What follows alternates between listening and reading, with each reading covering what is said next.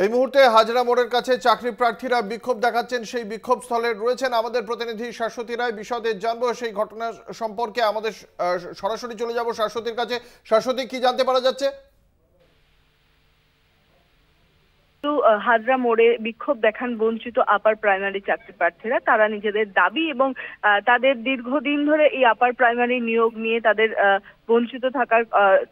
বঞ্চিত থাকা নিয়ে কিন্তু তাদের মূলত দাবি, এবং মুখ্যমন্ত্রীর বাড়ির উদ্দেশ্যে তারা আজকে যাওয়ার চেষ্টা করেন এবং সেক্ষেত্রে পুলিশ তাদেরকে বাধা দেয় এবং তারপরে কিন্তু পুলিশের সঙ্গে ধস্তাধস্তি হয় এবং যে সমস্ত বিক্ষোভকারীরা ওখানে উপস্থিত ছিলেন সেই সমস্ত বিক্ষোভকারীরা মাটিতে শুয়ে পড়েন এবং তাদেরকে টেনে হিঁচড়ে তুলতে দেখা যায় পুলিশদেরকে ভ্যানে, এবং সেক্ষেত্রে পরিস্থিতি যথেষ্ট মাত্রায় উদ্বেগজনক হয়ে ওঠে। এবং সব থেকে বড় বিষয়, দীর্ঘদিন ধরে ইন্টারভিউ আপার প্রাইমারি নিয়োগ সংক্রান্ত যে সমস্ত সমস্যা চলছিল সেই নিয়ে কিন্তু এবার রাজপথে মাতঙ্গিনী মূর্তির নিচে দীর্ঘদিন ধরে বিক্ষোভ দেখাচ্ছিলেন এই আপার প্রাইমারির বঞ্চিত যে চাকরি প্রার্থী তারা, এবং এই পরিপ্রেক্ষিতে তাদের আজকে আন্দোলন কিন্তু হাজরা মোড়ে এসে পৌঁছে এবং হঠাৎই মেট্রো স্টেশন থেকে বেরিয়ে এসে হাজরা মোড়ে তারা বিক্ষোভ দেখাতে শুরু করেন। অঙ্কুর, একেবারেই ধন্যবাদ শাশ্বতী। একদিকে যখন হাজরা মোড়ে চলছে চাকরি চেয়ে বিক্ষোভ, অন্যদিকে ডিএর দাবিতে আপনারা সকলেই জানেন নবান্নের সামনে সকাল থেকে সংগ্রামী যৌথ মঞ্চের পক্ষ থেকে ধর্ণা অবস্থানে বসেছেন। সেখানে রয়েছেন আমাদের প্রতিনিধি দেবজ্যোতি ঘোষ। আমাদের বিশেষ প্রতিনিধি দেবজ্যোতি ঘোষের কাছে সরাসরি চলে যাব এই মুহূর্তে। দেবজ্যোতি, এই মুহূর্তে কি চিত্র দেখতে পাচ্ছ নবান্নের সামনে সংগ্রামী যৌথ মঞ্চের এই আন্দোলন কর্মসূচিতে? কি চিত্র? দেখো অঙ্কুর, মহামান্য আদালতের পক্ষ থেকে যে নির্দেশ দেওয়া হয়েছিল যে নবান্ন যে বাস স্ট্যান্ড রয়েছে সেই বাস স্ট্যান্ডের সামনে বিক্ষোভ কর্মসূচি হবে, কিন্তু সকাল থেকেই দেখা যাচ্ছে যে সেকেন্ড ব্রিজ থেকে যে রাস্তাটি নবান্ন অভিমুখে যাচ্ছে সেই সংযোগস্থলেই বসে রয়েছেন। আমাদের সঙ্গে রয়েছেন আমাদের অপর প্রতিনিধি কল্লোল মণ্ডল। নবান্ন চত্বরেই রয়েছেন দুই প্রতিনিধি, একদিকে দেবজ্যোতি ঘোষ রয়েছেন, অন্যদিকে রয়েছেন কল্লোল মণ্ডল। সরাসরি চলে যাব কল্লোল মণ্ডলের কাছে। কল্লোল, এই মুহূর্তে তুমি কি চিত্র দেখতে পাচ্ছ?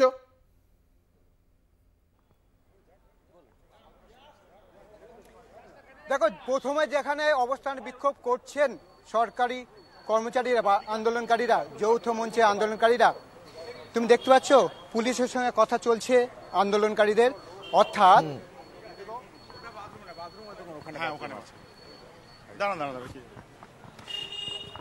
আন্দোলন চলছে। কিন্তু বর্তমানে যে জায়গাতে বাস স্ট্যান্ড, সেই বাস স্ট্যান্ডে পুলিশ তাদেরকে সঙ্গে করে নিয়ে এসে দেখাতে চাইছেন। অর্থাৎ কোর্টের যে নির্দেশ রয়েছে, যে ইলেকট্রিসিটি যে চার্জ রয়েছে, সেই চার্জের সামনে কিন্তু তারা আন্দোলন করতে চায় কোর্টের নির্দেশ মেনে। কিন্তু সিটি পুলিশ এবং কলকাতা পুলিশ তারা চাইছেন যে আমি যে জায়গাটা উপস্থিত রয়েছি সেই জায়গাতে। আমি জেনে নেব চন্দনদার কাছ থেকে লাইভে। চন্দনদা যেটা বলছেন যে তারা আন্দোলনকারী, আচ্ছা পুলিশের সঙ্গে কি কথা হলো? আমাদের নির্ধারিত যেই জায়গা সেই জায়গা পুলিশ দিতে চাইছে না, তা ওনারা রিকোয়েস্ট করছে ওখানে যে চার্জিং স্টেশন আছে বাস ঘোরাতে অসুবিধা হবে। তা আমরা জনগণকে কোনো অসুবিধা করে কোনো সংগ্রামী যৌথ মঞ্চ কোনো কর্মসূচি করে না, ওদের সঙ্গে আলাপ আলোচনা করে আমরা ওরা যেই জায়গা বলেছে সেটা থেকে একটু আমরা বাড়াতে বলেছি, সেই জায়গা অনুযায়ী ওরা দেবে। আমাদের এ ছিল আমরা যেন ডাইরেক্ট নবান্নের মুখোমুখি মাননীয় মুখ্যমন্ত্রীকে দেখাতে পারি, তার জন্য আমরা বসে আছি ডিএতে। এটাই আমাদের, এই কারণে আমাদের ঠিক এই জায়গাটা আমাদের অর্ডার ছিল। কিন্তু ওনারা রিকোয়েস্ট করছে যে চার্জিং স্টেশন আছে, বাসের অসুবিধা হবে, মানুষের অসুবিধার কথা বলছে। তা আমরা মানুষের অসুবিধা করে কোনো কর্মসূচি করব না, সেজন্য ওনাদের কথা মেনে একটু অ্যাডজাস্ট করে আমরা জায়গাটা করলাম আর কি। এই যে ব্যারিকেডটা ঘোরাচ্ছে, অর্থাৎ নির্দিষ্ট যে জায়গা ছিল সেই নির্দিষ্ট জায়গা আন্দোলনকারীদের কথা অনুযায়ী কিছুটা জায়গা বাড়ানো হচ্ছে। তাই আন্দোলনকারীরা পুলিশের সঙ্গে কথা বলে তারা ঠিক করে নিয়েছে বর্তমানে যে জায়গাটা অর্থাৎ ব্রিজের নিচে আন্দোলন করছিলেন সেই অবস্থান সেখান থেকে সরে এসে সেই ব্যারিকেড যেটা বানিয়ে দেওয়া হয়েছিল পুলিশের পক্ষ থেকে, সেই ব্যারিকেড খানিকটা বাড়িয়ে দেওয়া হচ্ছে এবং সেখানে যে রাস্তার উপর যে ধর্ণা কর্মসূচি চালাচ্ছিলেন এই আন্দোলনকারীরা, সেখানে তাদের ধর্ণা কর্মসূচি চলছে, কিন্তু বাস স্ট্যান্ডে করলে কিছু সমস্যার কারণেই তাদের সরে যেতে বলা হয়েছে। চলে যাব আমাদের অপর প্রতিনিধি দেবজ্যোতি ঘোষের কাছে। দেবজ্যোতি, তুমি যেখানে দাঁড়িয়ে রয়েছো সেখানে কি চিত্র দেখতে পাচ্ছ? দেখো, আমি অঙ্কুর তোমাকে যে ছবিটা দেখানোর চেষ্টা করব, যে মুখ্যমন্ত্রী মমতা বন্দ্যোপাধ্যায় সহ প্রথম সারির যারা আধিকারিকরা রয়েছেন তারাই যে সেকেন্ড ব্রিজ থেকে ডান দিকে অর্থাৎ নবান্নর দিকে প্রবেশ করেন, তার অদূরেই কিন্তু এই বিক্ষোভ চলছে। কারণ পুলিশের পক্ষ থেকে বারবার অনুরোধ করা হচ্ছে যে তাদের জন্য মহামান্য আদালতের যে নির্দেশ রয়েছে সেই মতো নবান্ন বাসস্ট্যান্ডে যেতে হবে। কিন্তু যারা বিক্ষোভকারীরা রয়েছেন যৌথ মঞ্চের, তারা যেটা বলছেন যে সকালে তাদের ঠিকমতো জায়গা দেওয়া হয়নি। পুলিশ তাদের যে বাসস্ট্যান্ডে জায়গা দেওয়ার কথা ছিল সেই জায়গা তারা দেননি। সেই জন্যই তারা কিন্তু আজকে এই সামনে তারা অবস্থানে বসেছেন এবং তাদের যেটা দাবি যে অবিলম্বে তাদের নির্দিষ্ট জায়গা দেওয়া হোক, এবং পুলিশের পক্ষ থেকেও তাদের নির্দিষ্ট জায়গা করে দেওয়া হয়েছে। হয়তো তাদের কিছুক্ষণের মধ্যে এখানে সরিয়ে দেওয়া হবে। আমার ক্যামেরা পার্সনকে দেখাতে অনুরোধ করব যে যে মিছিল চলছিল কিছুক্ষণ আগে, এখন কিন্তু তারা এই নবান্নের সামনে তারা কিন্তু অবস্থানে বসে রয়েছেন। তাদের যে মৌলিক দাবিগুলো রয়েছে, তাদের বকেয়া ডিএস দিতে হবে এবং সরকারি প্রতিষ্ঠানগুলোতে শূন্য পদ এবং স্থায়ী নিয়োগ করতে হবে, যোগ্য প্রার্থীদের নিয়মিত চাকরিতে বহাল রাখতে হবে। দেবজ্যোতি, কোনো আন্দোলনকারীর সঙ্গে কি কথা বলা সম্ভব? তাদের মুখ থেকে শুনতে চাইছিলাম তাদের কি বক্তব্য।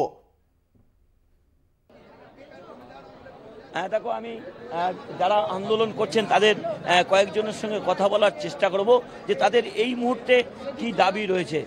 আপনাদের কি দাবি এই মুহূর্তে? আমাদের দাবি কি, আমরা তো 11 মাস ধরে যে 3 দফা দাবি নিয়ে লড়ছি, সেটা কলকাতা টিভি জানে না দেখে একটু অবাক লাগছে। সেটা হচ্ছে আমরা এআইসিপিআই অনুযায়ী মহার্ঘ ভাতা, 6 লক্ষ শূন্য পদে স্বচ্ছভাবে নিয়োগ এবং অনিয়মিত কর্মচারীদের নিয়মিতকরণ, এই দাবি নিয়ে আমরা লড়ছি এবং সেই দাবিতে আমরা অবস্থান করেছি। 11 মাস ধরে অবস্থান করছি, সবুজ মিনার মঞ্চে অনশন করেছি, ধর্মঘট করেছি। বলছি, আপনাদের যে নবান্ন বাস স্ট্যান্ডের যে জায়গা দেওয়া হয়েছে সেখানে কি আপনারা যাবেন নাকি 144 দ্বারা উপেক্ষা করে এখানেই বসবেন? না, আমরা তো বসে নেই এখানে, এটা তো পুলিশ ব্যবস্থা করেছে। আমরা তো সকালে এসে বলেছিলাম বা কাল রাত্রির থেকেই যে যেখানে সিঙ্গেল বেঞ্চের অর্ডার আছে সেখানে আমাদের বসতে দিন। তখন পুলিশ বলছে যে না, এটা সরকার নাকি ডিভিশন বেঞ্চে যাবে। যেমন পুলিশপন্থী বুদ্ধি দিচ্ছে, এসব তো পুলিশের বুদ্ধি না, এসব হচ্ছে পুলিশপন্থী তথা মুখ্যমন্ত্রীর বুদ্ধি, আপনাদের এখানেই বসতে হবে। এখন আবার বলছে যে না, আপনারা ভেতর গিয়ে বসুন, জায়গা দিচ্ছি। আমরা বলেছি অর্ডার দেখান, আর হাইকোর্টের অর্ডারে আমাদের যে জায়গা ডিমার্কেট করা আছে, আমরা ভেতরে বসতে হলে সেখানেই বসবো। তো সেই ব্যবস্থাটা পুলিশ তো করতে পারছে না, নিজের জালে নিজেই জড়িয়ে পড়েছে। মুখ্যমন্ত্রী যেমন চুরির জালে নিজে জড়িয়ে পড়েছে, সেরকম তার পুলিশও নিজের জালে এখন নিজে। দেখা যাক সেক্ষেত্রে এই আন্দোলন কর্মসূচি কিভাবে চলে। আমাদের সঙ্গে রয়েছেন দুই প্রতিনিধি, দেবজ্যোতি ঘোষ এবং কল্লোল মণ্ডল।